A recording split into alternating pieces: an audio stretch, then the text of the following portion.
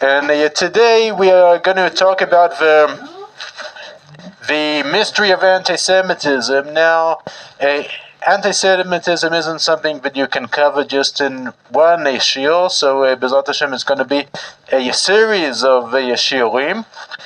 And almost like the art. Right, absolutely. And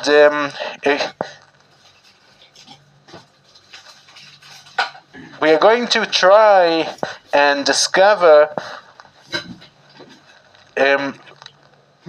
what is the reason for anti-Semitism. And the difficulty is that anti-Semitism in every generation actually wears a different hat. In some generations, they hated Jews because we were different. In other generations, they hated Jews because we tried to assimilate in the culture.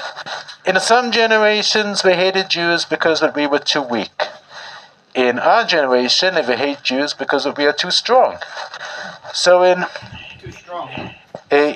every generation, there is a different reason, and it seems that it contradicts the reason of the generations that came before. So anti-Semitism is actually a mystery. So first of all, I would like to ask you, what is your opinion about anti-Semitism? Yeah. Anti-Semitism, if I could be so crude, is the second greatest gift that we've been given from Hashem. What's wrong with you? Because if you listen to what I would say, you would know exactly what's wrong with me, Hirsch. The greatest gift from Hashem being the Torah. If it wasn't for anti-Semitism, there wouldn't be any more Jews. We would be all assimilated. Because if there's one thing that Jews are good at, it's assimilating. So if there wasn't anti-Semitism to keep us together, in a lot of circumstances, especially look at America today, since the war ended, there's been a lot. The only thing that's slowed assimilation has been anti-Semitism. Has been, no, you can't join my country club. You're a Jew. No, but it happened a lot in the U.S. in the 60s. That's an interesting insight. Thanks for sharing it.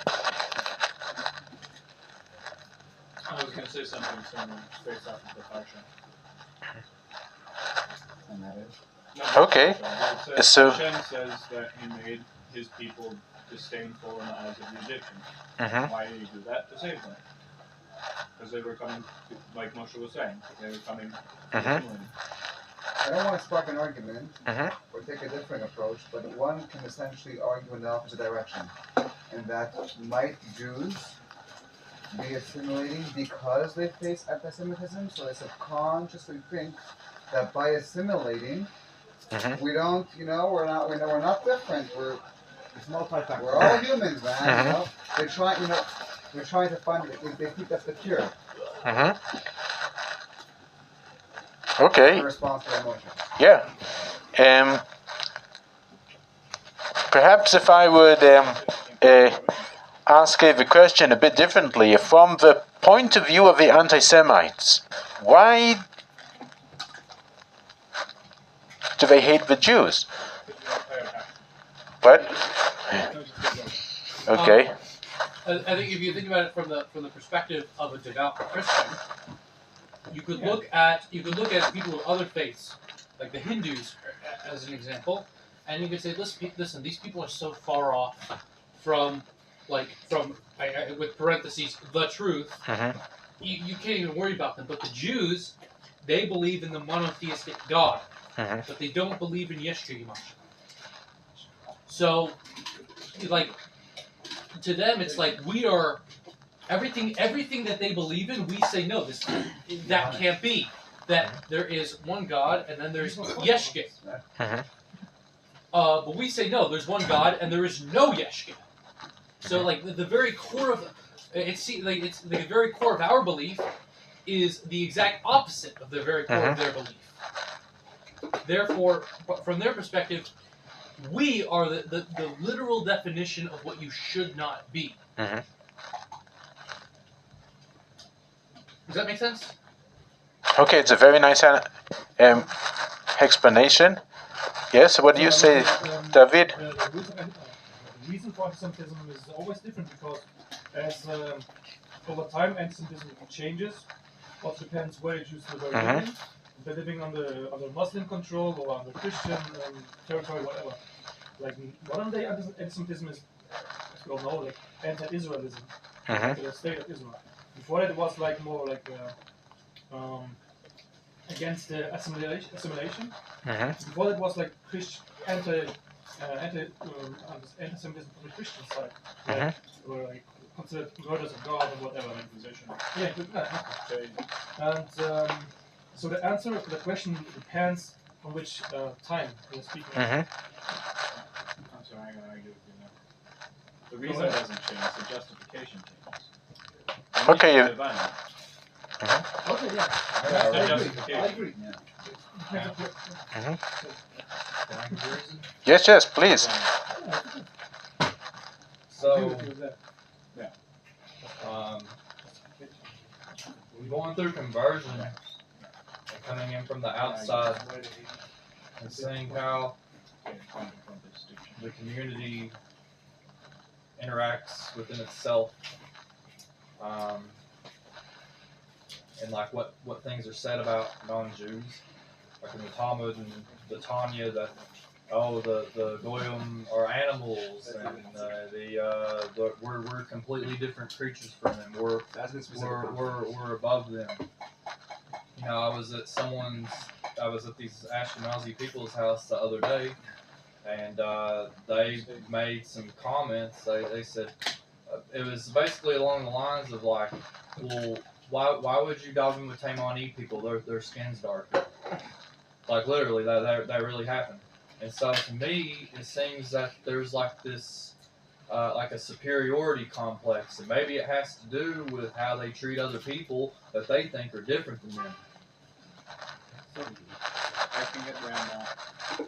Okay, so we saw all kinds of different views about anti-Semitism, interesting views, and what we're going to do here today is that we're going to study it together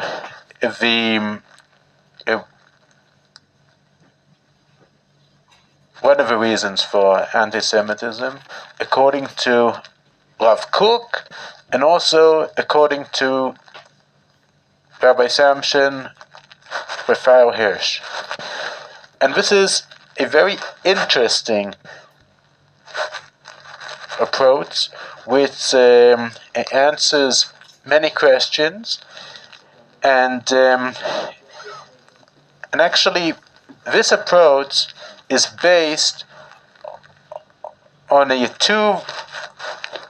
three verses in the Tehillim. You could see in a source number 1, it says in the Tehillim like this in the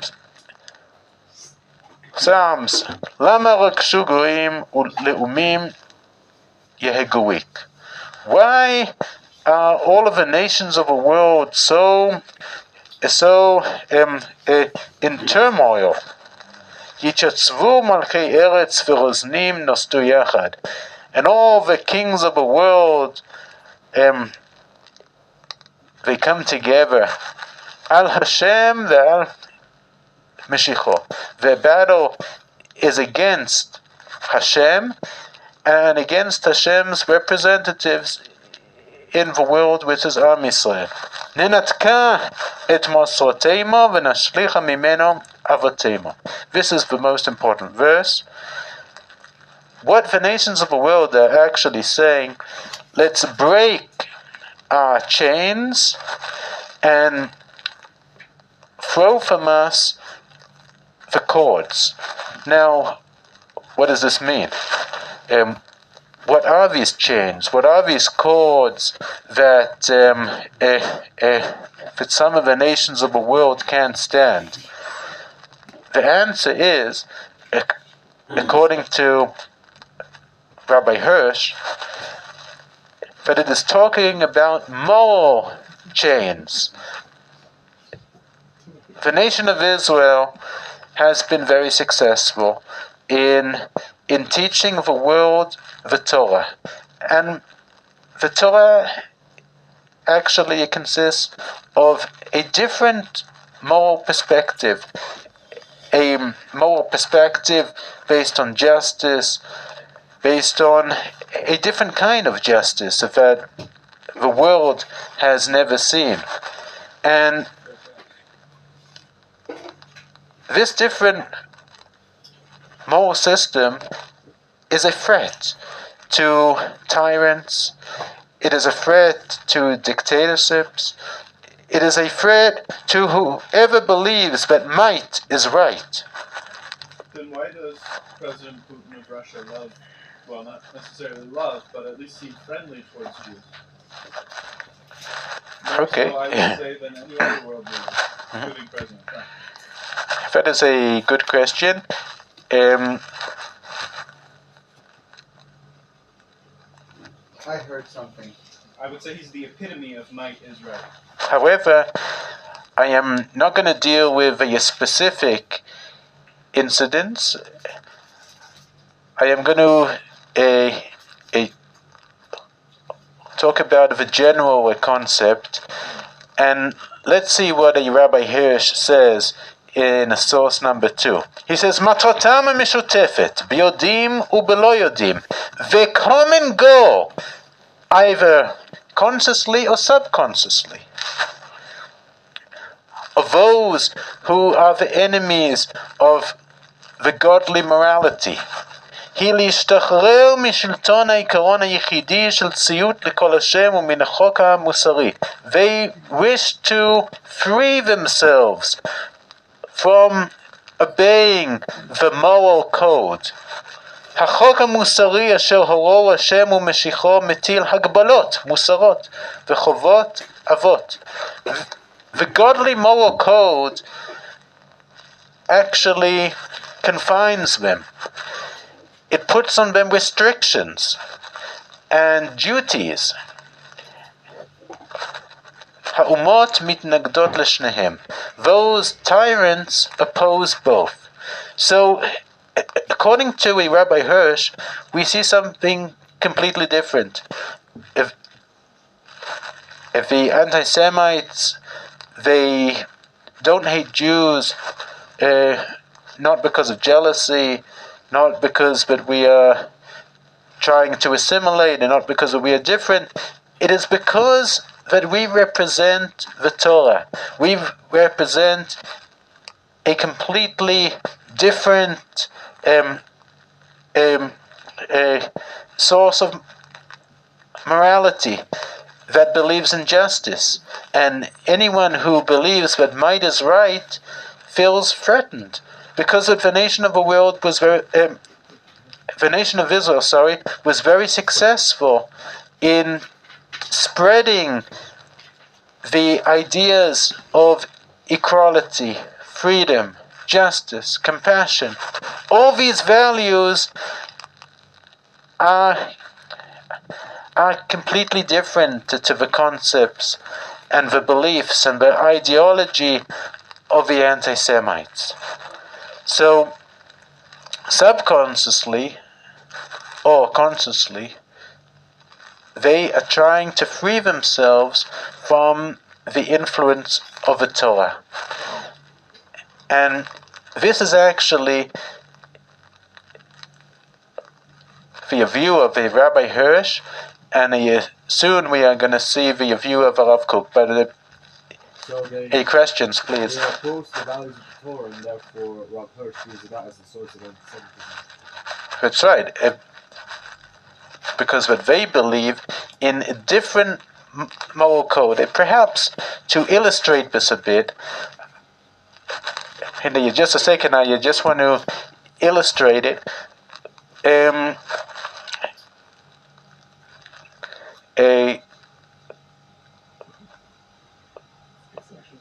We are going to talk in the future shiurim about the philosophy of Friedrich Nietzsche, the great German philosopher. And Nietzsche, he was actually his ideology was misused by the Nazis. And what he says is something very, very interesting. It is important to understand because that this explains many things. He says that there are two different moral systems in the world. There is a moral system called the morality of slaves, and there is a different moral system called the morality of the masters. And he says that the morality of the slaves was developed because that a slave, someone who is weak, the only way that he can defend himself, it is by saying to those who oppress him, what you are doing isn't right. What you are doing is not moral.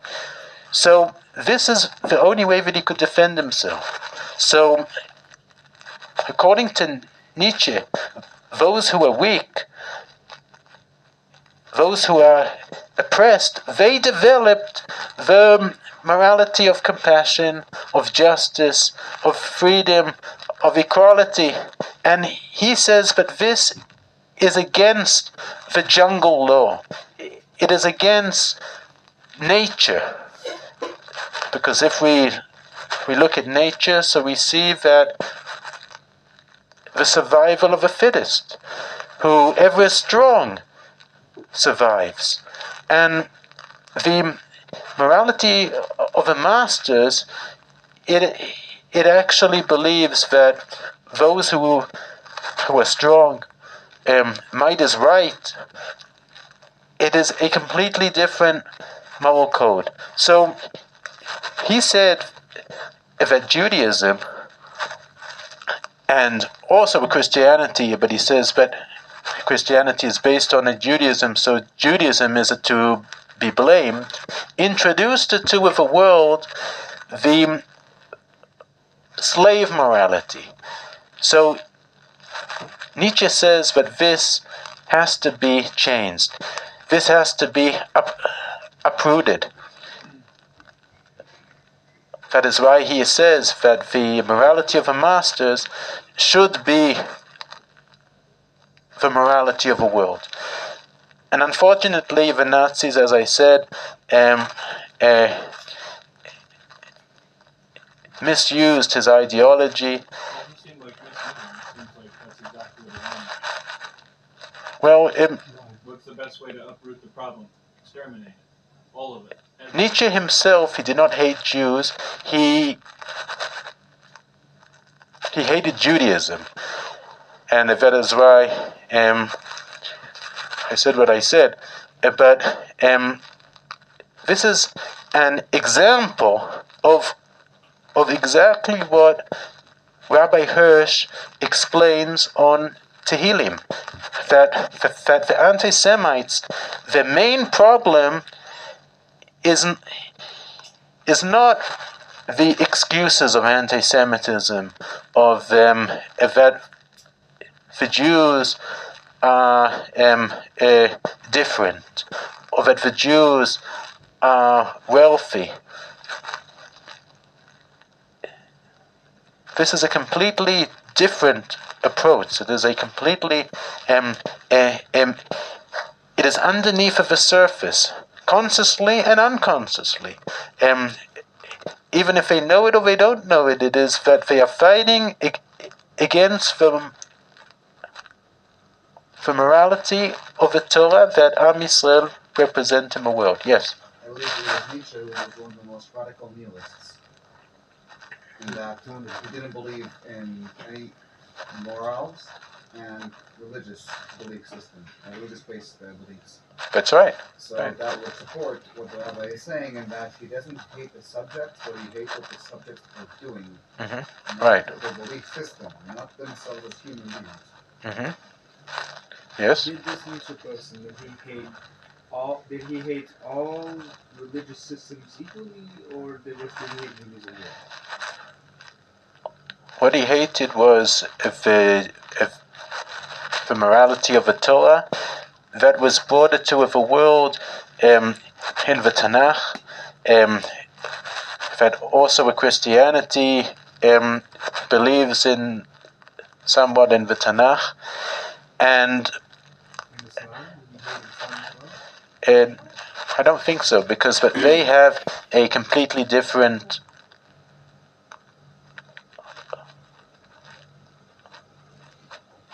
moral code, but I am not going to talk about the Islam now.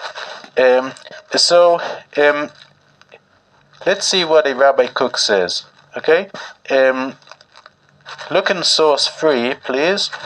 עד תור הגאולה העתידה השקענו על העולם רק לימודי חובות. מוסר וצדק היוצא מדעת אלוקים אמת. Until the final redemption, we influenced the world only restrictions, obligations. Musar v'tzedek, morality and justice, hayotze midat elokim emet, that comes out of God. V'chovot en ha'olam chafetz lekabel, and responsibilities, moral responsibilities, the world does not wish to accept. ואם הוא מקבל, נשאר בלב טינה על המעורר הראשי לידיעת החובה שאינה נותנת לנפש הברברית להתפשט בכל מאווייה.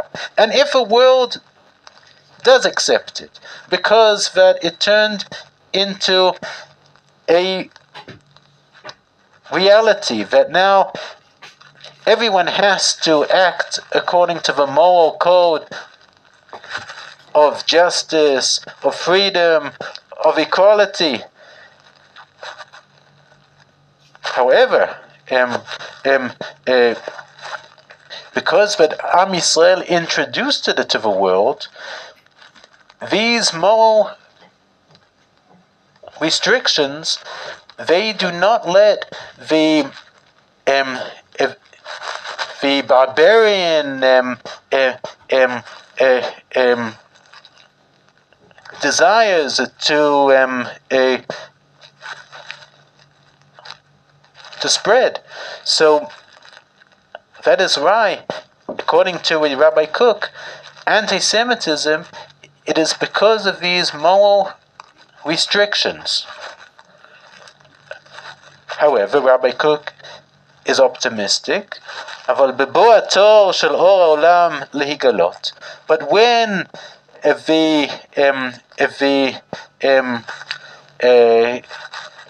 how should I translate it? But when we come to a different era of a redemption, יוודע לעולם, the whole world is going to know שדרכי החיים של העונג האמיתי אנחנו משפיעים בעולם. And there is going to be a time of that the whole world is going to accept these moral ideas of compassion, justice. Yes. So this is actually the first introduction to anti-Semitism, which, to sum it up in 4 words, the war against morality.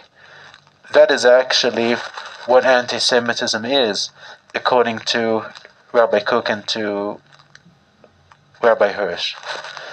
So any questions until now? No questions? I'm going to continue. Now, we're going to look at the second introduction, because that in order to understand anti-Semitism, we have to go way back before Nietzsche. And by the way, the ideas of Nietzsche aren't actually new. If one reads the dialogues of Plato, so one could actually find traces of these ideas. There's a dialogue that the idea of might is right is actually stated there, and everyone can see it. But even before Plato, even before the ancient Greeks, if we want to point out what is the first incident of anti-Semitism, actually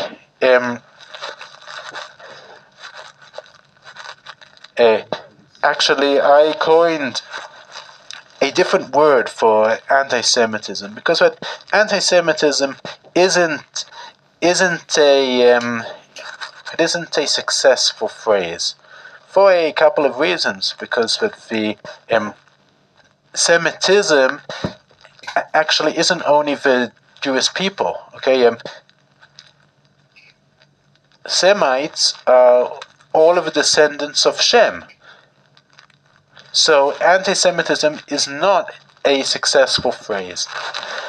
I would suggest changing it to a different phrase called anti-morality, because with this phrase actually illustrates it better. Yes? But that actually increases in vagueness. I literally call it anti-Jew hatred. Because it's targeting a certain population and group of people. Because morality is in the eyes of the beholder. The Christians think they're moral, and then the Muslims think they're moral. So if we just create a term with respect and arguing to the Rabbi's point and suggesting that anti-morality can cross all peoples, all cultures, all religions. You just like to argue. I accept what you say. I think that it is a very good argument. It is a good argument, and I would add anti-Jewish morality, and then it is very specific. Yes. Well, then what we can call Jews that hate the Torah, because there's also Jews that don't like the morality thing either. I've talked to him before. I talked to a secular person one time that just looked straight at me and was like, "Oh, I don't want anything to do with the Torah. I've studied a little bit. I just don't want anything to do with it. That's my decision." That is a good question, but it's a good question. But I would say that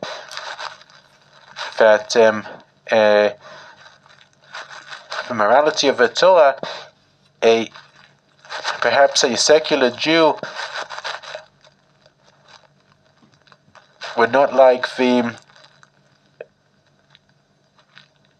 religious obligations of the Torah, like a Shabbat and a Kashrut and so forth. But also secular Jews, they believe in the values of the Torah, of the justice and of the freedom and of morality. So we are actually talking about the anti-Semites. Now, if one would point out what is the first incident of anti-morality and anti-Jewish morality, so one would actually, or if one would try and discover where is the first time in history that we find the idea that might is right. Okay?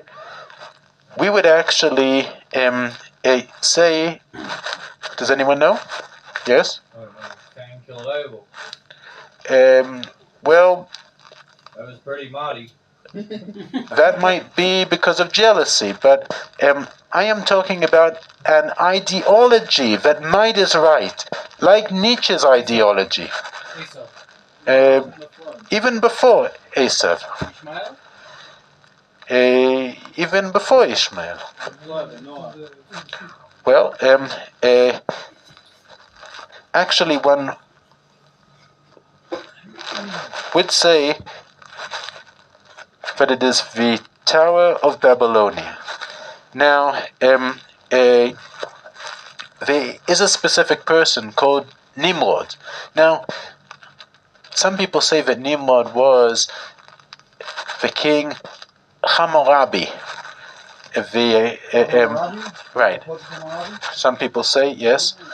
So actually, the idea of building the Tower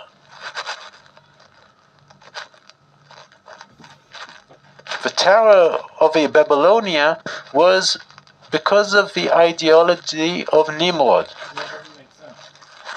I'm going to explain. Why. Now,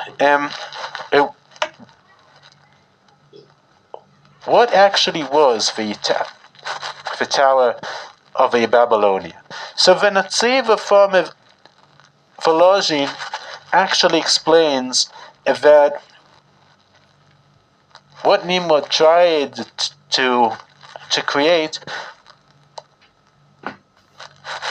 was a totalitarian state. He was actually trying to force people to think the same and to act the same. He was trying to force conformism onto everyone. And it actually says it in the Torah as the introduction of the story of the Tower of Babylonia. It says, "Vayhi kol haaretz safa achat udevarim achadim." The whole world was one tongue and one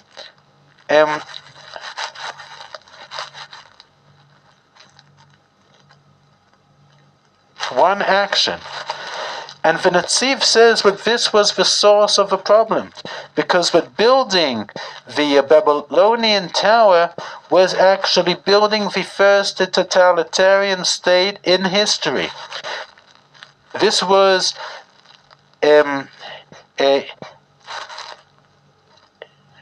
Nimrod was trying to force a unity that actually eliminates the personal identity. So his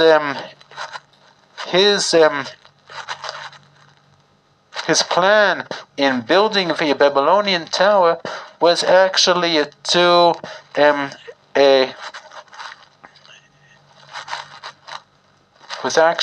to rule everyone around, and this is according to the Netziv. So, what actually was his ideology that he tried to enforce on everyone? So, the ideology was that might is right, and you could see it on page 2.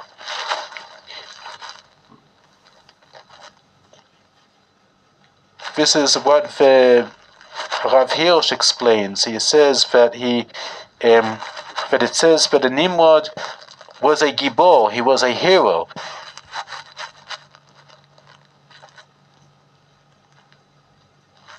And he used his strength, he misused his strength, in order to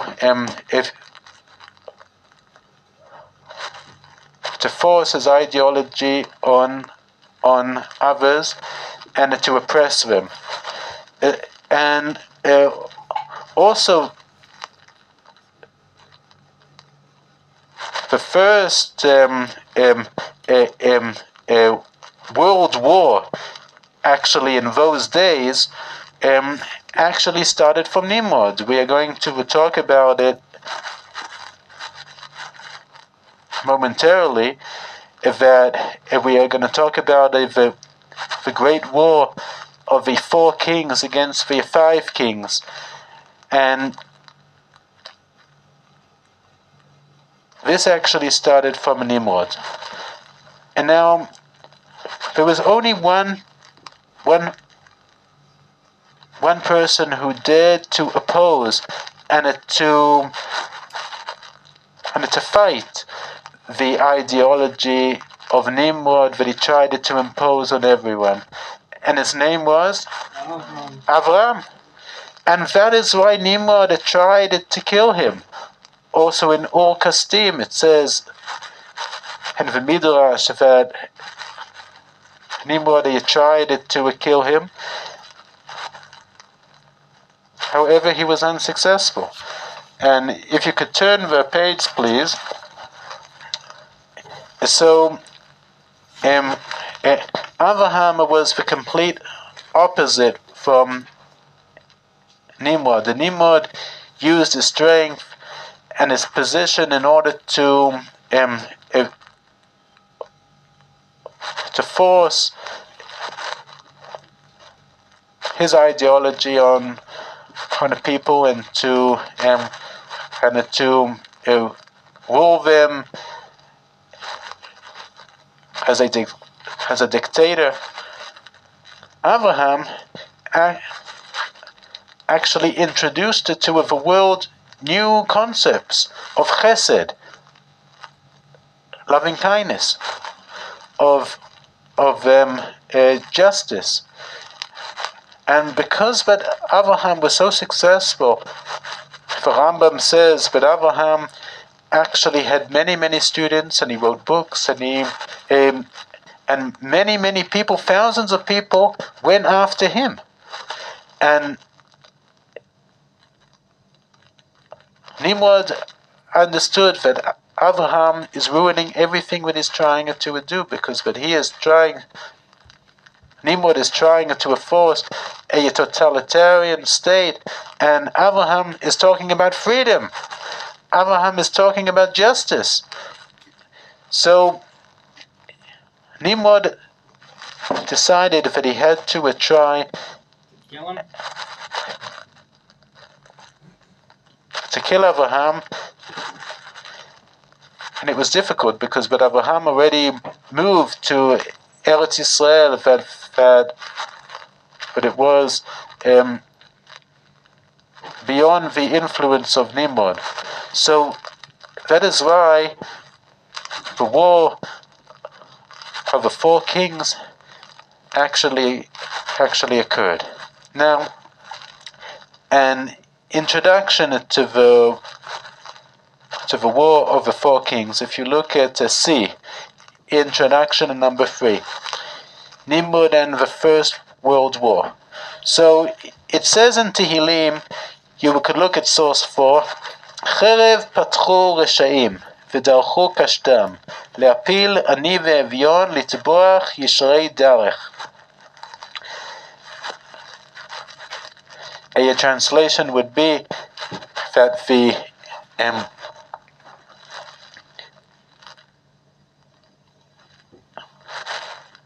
forces of evil, they tried to kill innocent people.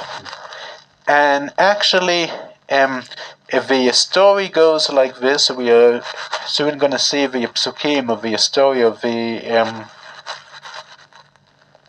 Milchemet Arbat HaMelachim, of the war of the 4 kings, but it's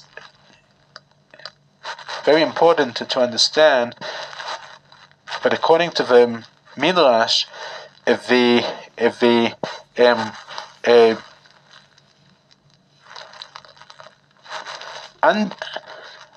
under the surface of the whole war of the 4 kings was in order to kill Avraham. Now, if you see the psukim in source 8, D. The double motive of the four kings.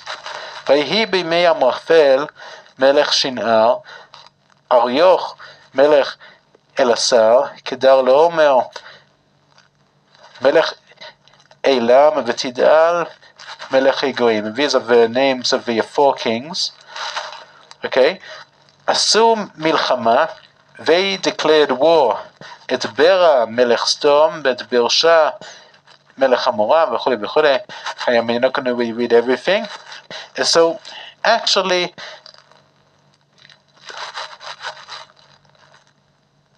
there was a very big war between the four kings and the five kings. And it was seemingly because of the five kings rebelled against the four kings. Now, there are a couple of questions I am going to ask about it. 3 questions about this. Now, in the book of Bereshit, there is a whole chapter, chapter 14, that tells us about the war of the four kings. Now, the question is, what does the Tanakh try to teach us about describing this war? Because seemingly this war doesn't have anything to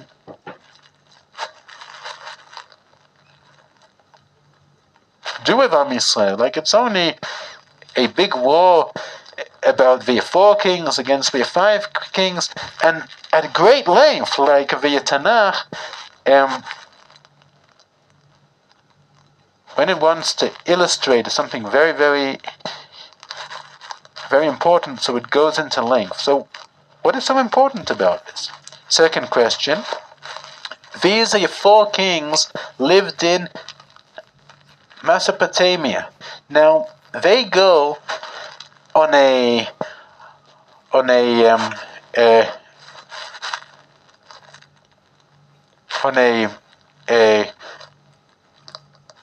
very long voyage of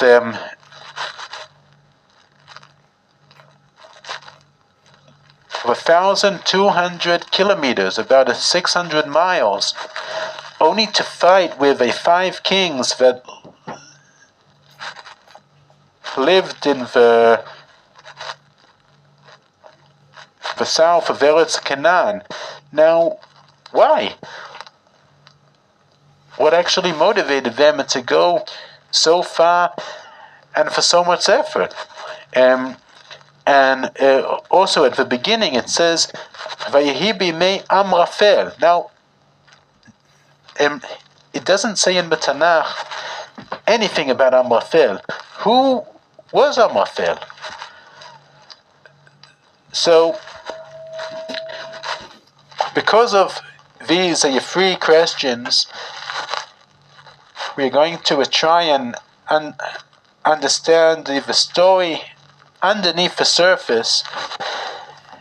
And the story is that the kings actually had a double motive.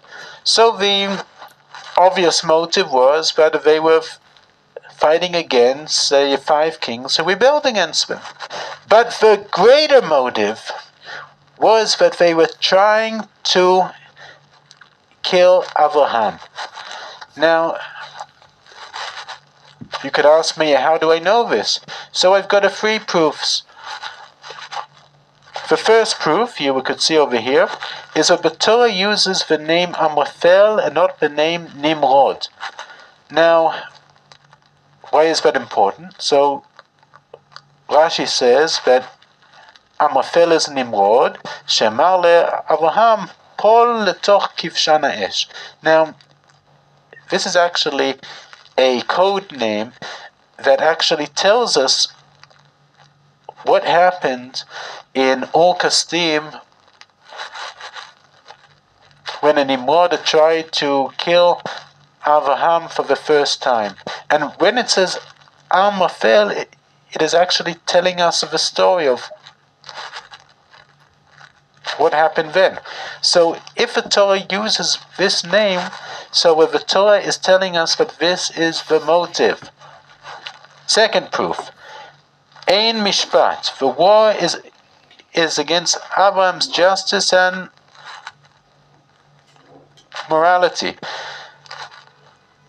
So it says, Vayashuvu el Ein Mishpat hi Kadesh. Now, why to use two names for a specific place? So Chazal say that every word in the Torah is a significant. So because that it says Ein Mishpat, so it means that Mishpat is justice. They were actually trying to fight against Avram's justice. Now, if you could turn please to page 5, the first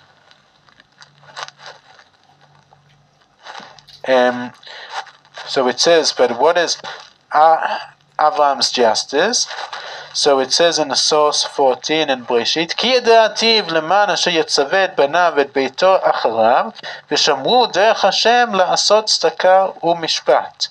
So Hashem is saying that he knows that Abraham is going to command his sons after him to keep the way of Hashem, to do charity and justice. So Abraham's way was actually charity and justice that he introduced into the world. And the four kings, they tried to fight against it. And the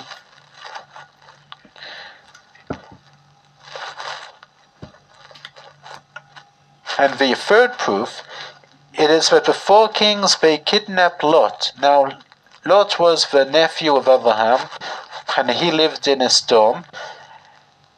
And the reason that they kidnapped him, it was to take him as bait. So Abraham is going to come and rescue him, and then they are going to kill Abraham. This is what the Pirkei de Rabbi Eliezer says. So, actually, the four kings who Nimrod led them, their idea was that they understood that they cannot they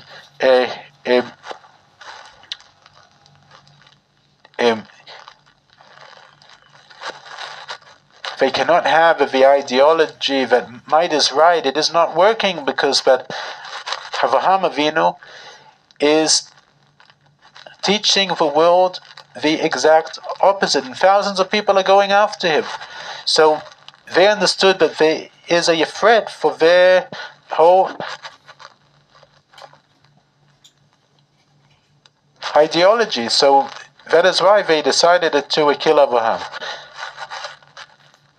Now it says that when they went on the voyage to storm, they actually murdered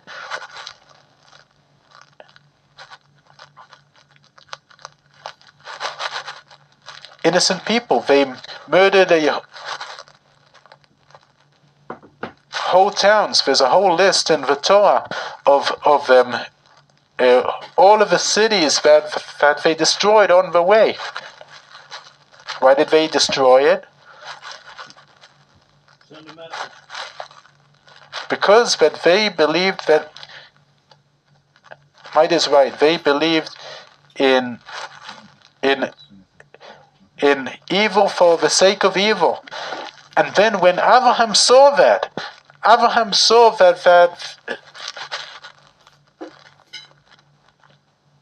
these terrible four kings are destroying everything in their path, he said that this evil must be stopped. He must stop this evil. So that is why even though he didn't have many people with him, he only had 316 soldiers.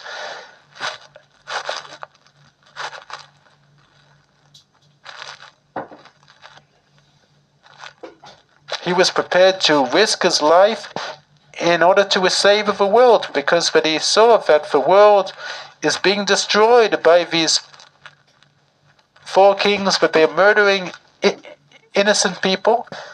So he said, now is time to fight. So Abraham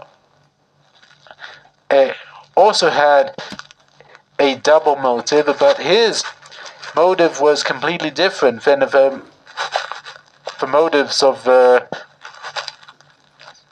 four kings. Abraham's motive was actually to rescue Lot and also to stop the evil that is going wild in the world. He understood that they have to be stopped. And indeed, he succeeded to stop them. He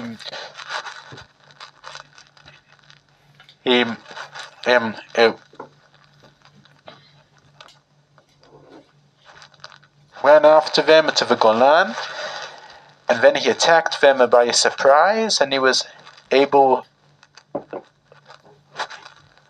to rescue Lot and to rescue all of the people who were taken captive, and to stop the evil that was going wild in the world.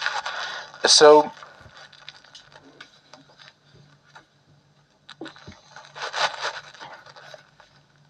why is the story important and significant to understand the mystery of anti-Semitism? For a couple of reasons. The first, this is the first incident that we have of a battle between the ideology that might is right and the ideology of chesed, of loving kindness. And this battle actually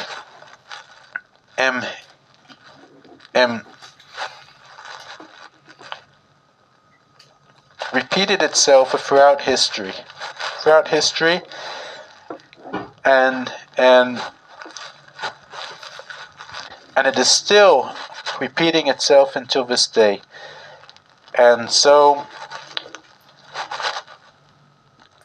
we are going to conclude now that the mystery of anti-Semitism is actually that to understand the mystery of anti-Semitism, it is to understand that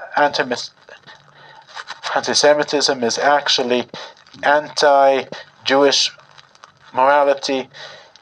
It is a war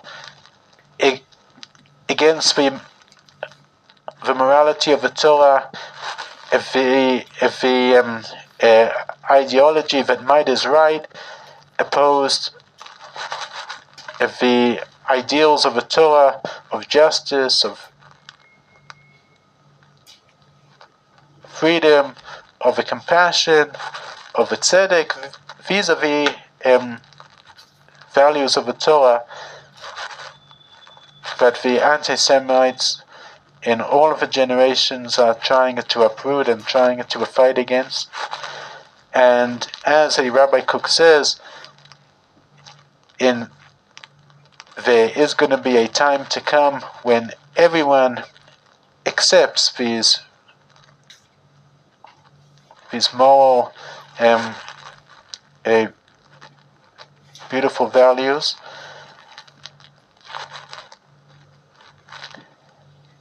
And then it's going to be the end of anti-Semitism. Yes? So one of the basic tenets of Zionist ideology is exactly that, in that Israel.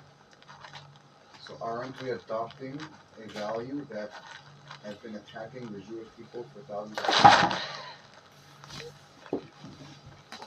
You ask a very, very good question, which we are going to talk about in length in one of the shiurim, but I'm going to just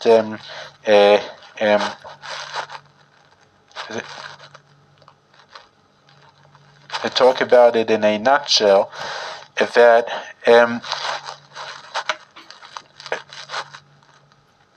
the big chidush of Am Yisrael is actually to show the world that you could have a state and an army, and you could fight battles, but you could do it in a moral way. You could do it in a way that minimizes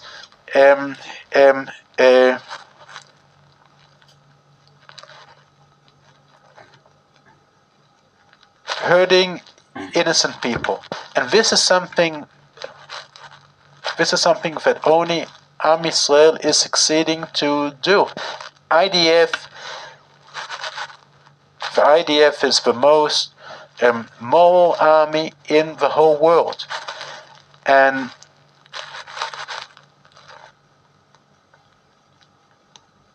it is unbelievable. But if you check on YouTube and you write Colonel Kemp in Operation Cast Lead, he was the commander of the British forces in Afghanistan. He said in front of the United Nations that in all of the history of warfare, there has never been an army who did more to protect civilians and to protect innocent people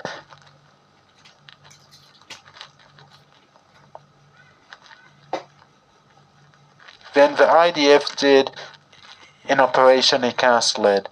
And the IDF actually warned the Palestinians in Gaza that if the Air Force is going to attack them. So no army warns its enemy before it attacks. And in Yitzhak Eitan, in all of the operations since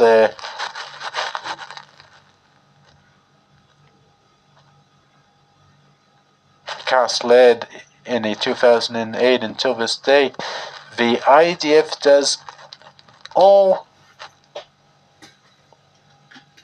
what it could do in order to save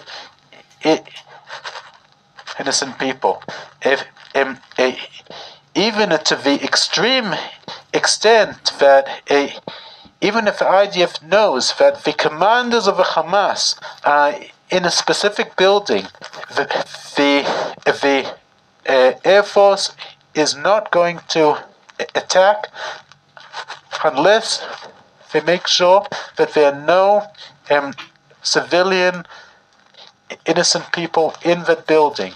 And even if it means that those commanders of the Hamas are going to escape, the IDF prefers that the innocent people aren't going to be hurt. Now, what army does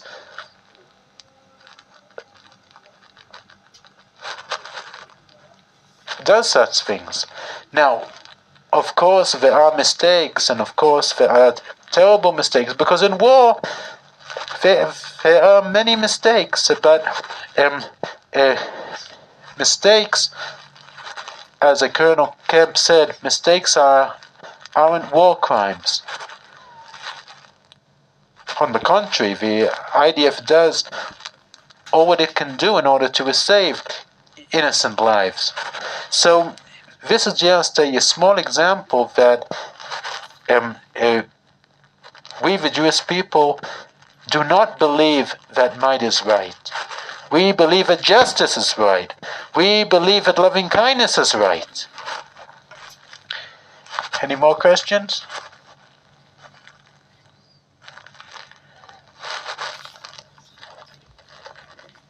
Okay, fine. So, B'ezrat Hashem, we're going to meet again next week. Thank you for your questions and comments. Have a good evening and have a good week. What do you think the solution to anti-Semitism is? The solution to anti-Semitism, that is